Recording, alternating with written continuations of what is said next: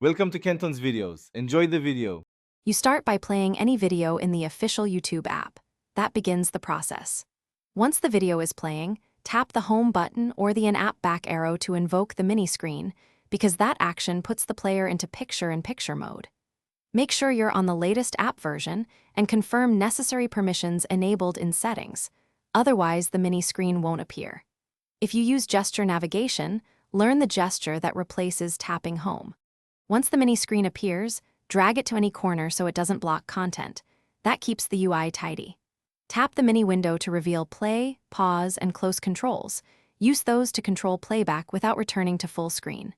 You can pinch to resize or swipe the window off screen to dismiss it quickly, but note some Android builds limit resizing.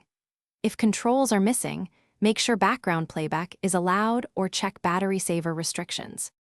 To finish, tap the mini screen to return to full screen. This restores full UI so you can change quality or comments.